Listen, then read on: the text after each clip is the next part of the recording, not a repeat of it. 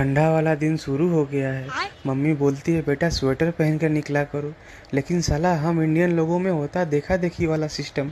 जब तक समाज वाला आदमी स्वेटर पहन के नहीं निकलेगा हम लोग कैसे पहन सकते हैं। और ये साला समाज वाला भी बोका चौदा, ये पहन ही नहीं रहा स्वेटर। ठंडा स्टार्ट हो गया है।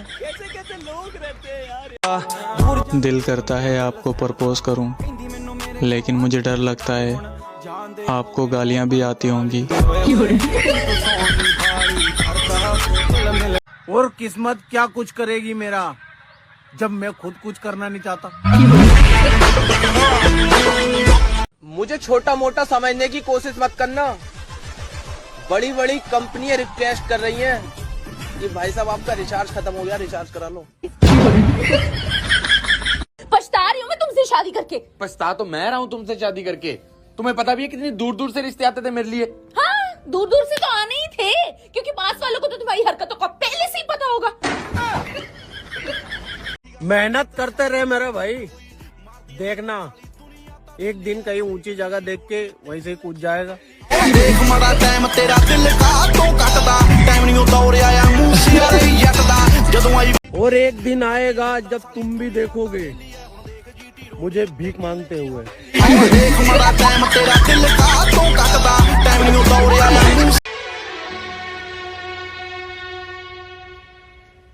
लोया लैलन बेच लो, सुक्कियां रोटियां बेच लो, पित्तल सिल्वर टीन डब्बा बेच लो, रद्दी किताबां बेच लो, अड्डे वालियां जुतियां जॉगर बूट बेच लो। जब आप पढ़ने जाते थे तो आपको स्कूल में सबसे ज्यादा दुख कब होता था? बोलिए।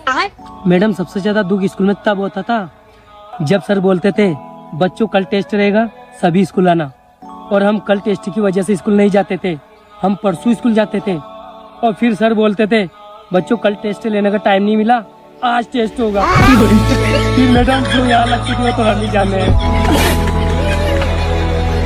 दिवाली पर अलमारी खोलो तो सारे कपड़े पुराने लगते हैं, और होली में खोलो तो सारे कपड़े नए लगते हैं।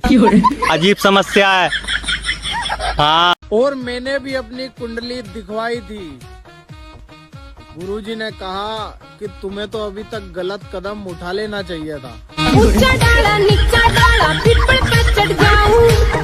मेरे भाई तुम टेंशन लेते रहो अमीर बनने की, करियर बनाने की। अगर मेरे ऊपर से कर्जा ही उतर गया ना मेरे लिए वो ही बहुत है।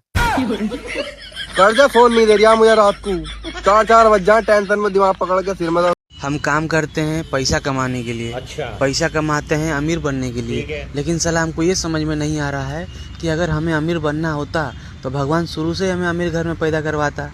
मतलब भगवान चाहता है कि हम लोग गरीब रहे। तो हम झूठ मूठ का इतना दिन से काम कर रहे थे, भगवान के बनाए सिस्टम पे उंगली उठा रहे थे। हे भगवान माफ कर दो, भगवान माफ कर दो। हम समझ गए, हमें आप गरीब रखना चाहते हैं, हम गरीब ही रहेंगे। आप कहाँ के ज्ञानी बाबा।